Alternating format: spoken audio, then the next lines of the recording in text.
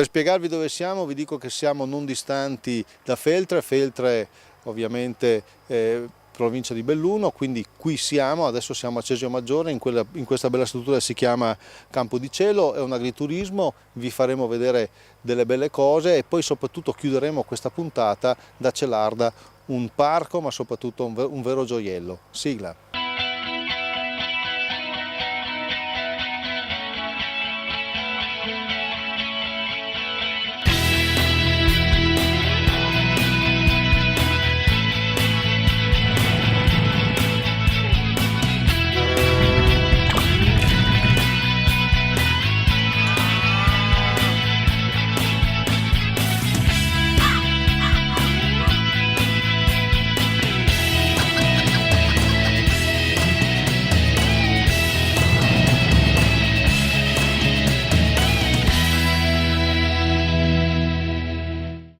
Allora, questo è Lucky e questo è Marte, e questo è un pitbull e questo invece è un Labrador, non un Golden Retriever, no, un Labrador.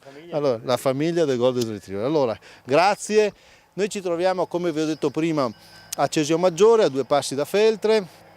Questo è l'agriturismo Campo da Cielo con Maria Teresa De Marco e con Renzo Martignago. Perché siamo venuti qui? Perché, a parte il fatto che loro sono stati bravi, hanno avuto un finanziamento sul programma di sviluppo rurale sulla misura 311 azione 2 e quindi hanno fatto delle belle cose dentro, adesso già le telecamere vi fanno vedere un po', però la cosa curiosa è che qui siamo in un ambiente vegetale, intendo dire vegano. Allora, vegetariano, sì, ma dicevo, vegano cosa vuol dire? Vegano è un po' oltre il vegetariano. I vegetariani non mangiano gli animali, i vegani non mangiano anche i prodotti di derivazione animale, perché gli animali sono molto sfruttati. Quindi niente latte, niente miele, uova, latte, miele? no, neanche il miele, perché anche le api sono super sfruttate per avere il miele. Ecco, qui voi avete fatto tutto al naturale. Dentro c'è tutto legno che non è stato trattato. Non è stato trattato, è tutto legno massiccio, tutto fatto in casa, senza colle, senza chiodi, è tutto super naturale. Ma costerà una follia? È abbastanza, però merita la spesa secondo me. Ecco, allora questo per dire che l'ambiente cerca di avviluppare la persona, l'essere umano, di farlo stare nel suo brodo naturale. Il legno è molto accogliente e molto sano come abitabilità e noi facciamo per gli altri quello che facciamo per noi stessi. Tra parentesi, voi avete i prodotti che qui voi ovviamente offrite ai vostri clienti, ai visitatori, li producete voi? Sì, quasi tutto, sì. Tipo? Quello che tipo la frutta, la verdura, i succhi, le marmellate, le zucche, tutto quello che viene qua insomma. Qua non abbiamo terminato, da qui parte il nostro viaggio nella provincia di Belluno di questa settimana, allora adesso andiamo a Limana. A proposito di tranquillità e di problemi, vediamo quali sono i problemi dei consumatori. Ottimizzare la spesa del programma di sviluppo rurale 2007-2013 è il motivo della modifica finanziaria da 22,6 milioni di euro presentata dalla Regione in occasione del Comitato di Sorveglianza, presente la Commissione Europea e il Partenariato regionale. 868 domande finanziate per complessivi 54 milioni di euro. Sono gli interventi approvati da Avepa nell'ambito della misura 121 per l'ammodernamento aziendale.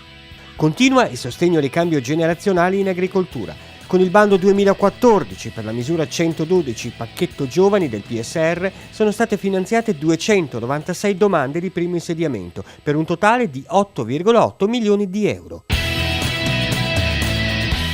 Caro Mimmo, non sono al mare. Chiariamolo subito, quello che vedete alle nostre spalle è il Piave, fiume sacro alla patria, ma non sono qui per parlare di Piave, ma per parlare di acqua. Mi ha chiamato l'avvocato Francesco Masini, che abbiamo già conosciuto all'interno della nostra trasmissione. Lui rappresenta la Diconsum, perché qui in provincia di Belluno succede una cosa strana. Vi ho parlato di contratti che riguardano la telefonia, di contratti che riguardano il gas, la luce, ma non abbiamo mai parlato di rapporti che invece riguardano l'acqua. Perché ne parliamo proprio qui? Perché il bellunese in questo ultimo periodo è stato attraversato da una forte crisi dell'azienda che ha gestito e che gestisce tutt'oggi il servizio idrico integrato nella nostra provincia. Le ricadute di questa crisi si sono riversate integralmente di fatto sui consumatori attraverso un aumento del 30% del costo della bolletta, in particolare del costo proprio dell'acqua. Mi faccia capire, come dicevo, io posso decidere che contratto fare per quanto riguarda la telefonia, la luce e il gas, ma adesso mi pare di aver capito che qui nessuno ha deciso che gestore voleva e quale tariffe avrebbe accettato. Ma diciamo che ciascuna area territoriale viene attribuita ad una società, la quale avrà il compito di lì in avanti appunto di erogare il servizio idrico. Di fatto quindi il cittadino ha a che fare con un unico interlocutore contrattuale. E cosa possono fare se non sono contenti di questa bolletta? Di fatto queste scelte di carattere economico, di bollettazione vengono decise dalla società, i cittadini di fatto appunto le subiscono e la nostra attività di associazione è quella di cercare di sensibilizzare tutti i cittadini locali affinché insieme possiamo muovere le nostre lamentele, le nostre proteste per cercare di fare ragionare la società e i sindaci che compongono poi l'organismo dell'ATO e insieme ridisegnare il costo dell'acqua nella nostra provincia.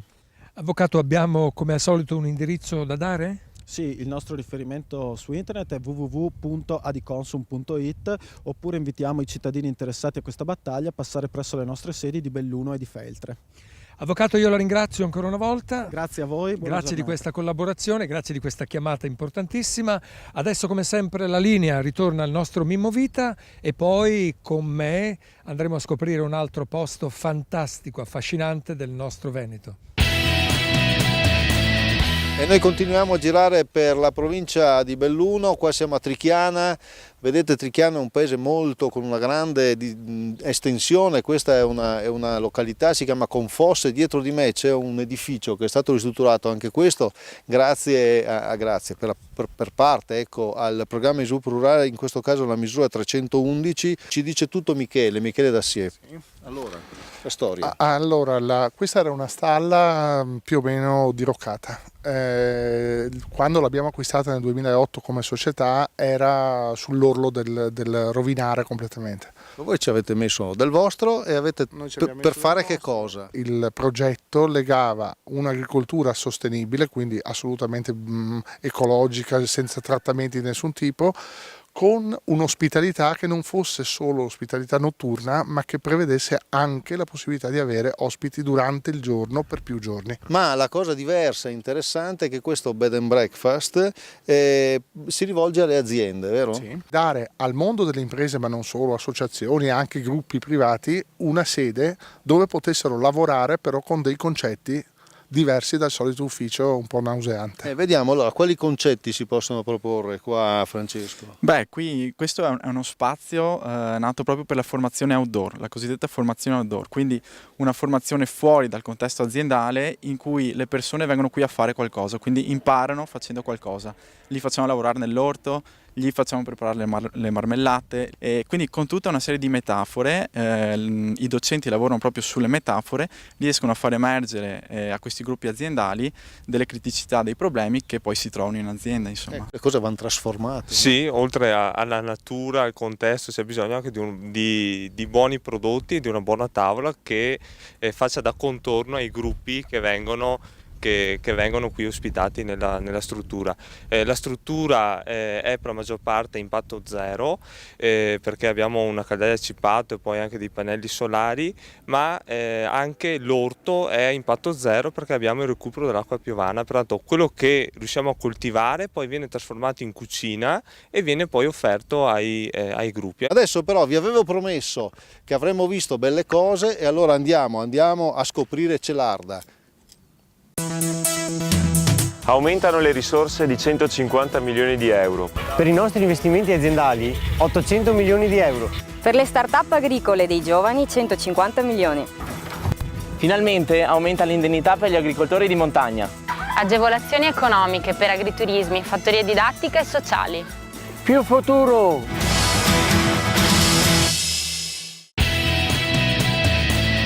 Eccoci assieme per la parte conclusiva della nostra trasmissione. Io mi sono spostato nella riserva naturale del Vincheto di Celarda, siamo in provincia di Belluno e accanto a me c'è l'ispettore del Corpo Forestale dello Stato, Stefano Zanol, che saluto e che ringrazio naturalmente per la sua presenza quest'oggi. Ispettore, io quando sono arrivato qui mi sono già perso, è un'area enorme. Sono 92 ettari di riserva naturale da decreto ministeriale, più altri 80 ettari che abbiamo in concessione demaniale per estendere le misure di tutela. Che cosa possiamo trovare di bello qui in questa vasta area? Qui troviamo soprattutto una flora piuttosto ricca e significativa anche della flora rara. Abbiamo 4 orchidee rare che si trovano in questo sito e solo 2 altri siti del Bellunese. Troviamo poi degli animali interessanti, troviamo dai mammiferi, che c'è il cervo, abbiamo il capriolo, poi abbiamo il pipistrello nano, il pipistrello a ferro di cavallo gigante, troviamo degli anfibi, troviamo dei rettili, sempre tutti animali, ora non faccio l'elenco, e anche molti uccelli sia acquatici, sia migratori, sia erranti. Qui anche troviamo degli animali che sono stati raccolti dalla natura e che si sono trovati in difficoltà, non possono più essere risentiti nell'ambiente naturale. Ma abbiamo anche degli animali sequestrati in custodia giudiziaria che provengono da procedimenti penali per maltrattamento. Abbiamo delle aquile, dei rapaci. Come può arrivare fin qui, se c'è la possibilità di accedere, a che condizioni possiamo entrare e godere di cotanta bellezza? Sì, uno degli obiettivi della riserva è appunto l'educazione ambientale. Ecco che il Corpo Forestale ha predisposto dei percorsi guidati, oltre a questi non si può uscire nei prati, nei boschi, per poter ammirare la natura e queste rarità. Io ringrazio l'ispettore Stefano Zanol, ringrazio tutti voi che avete seguito questa nostra trasmissione. Noi siamo arrivati alla conclusione, un saluto naturalmente anche a Mimmo Vita che con me ha condotto questo programma. Arrivederci.